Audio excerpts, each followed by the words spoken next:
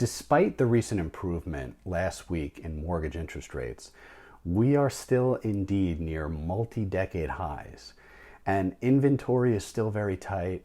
Affordability for most Americans, and especially us New Yorkers, is at all-time lows. So let's get into your market update and go into a little bit more detail about where we're currently at and where we're headed.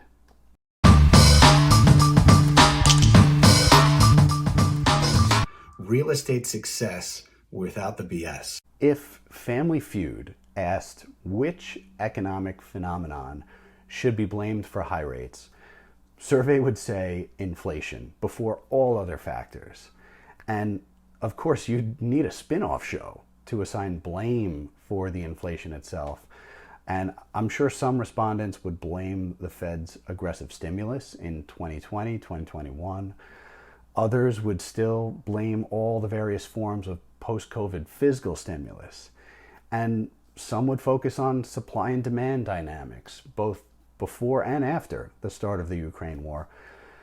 And I'm sure a few might go off the beaten path with a few more esoteric answers.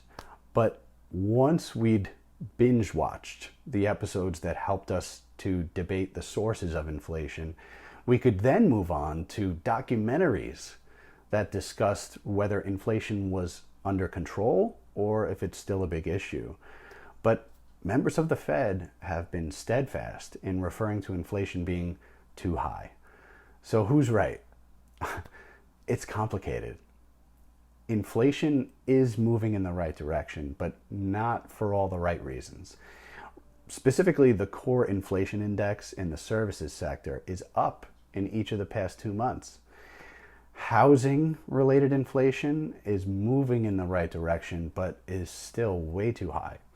And the Fed hikes interest rates in order to make your cars, your homes, and your credit card payments higher in the hopes that you'll buy less stuff. And then prices can then fall, or at least stop rising as fast. And then everyone can afford to buy more stuff again when it goes down, but not in such a crazy way as 2021, 2022.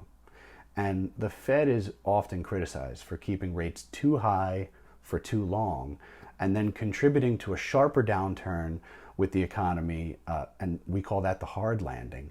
But the fact is that true recessions almost always have a root cause in addition to rates being too high.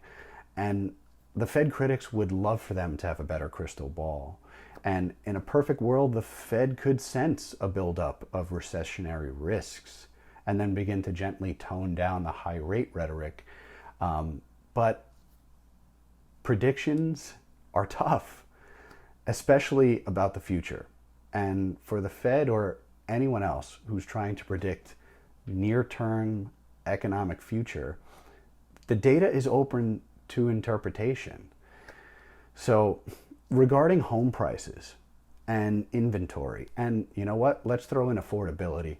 Let's hit three birds with one stone, because it's fairly well understood by now that a tight supply situation is what's keeping prices from falling despite the high prices and high mortgage costs.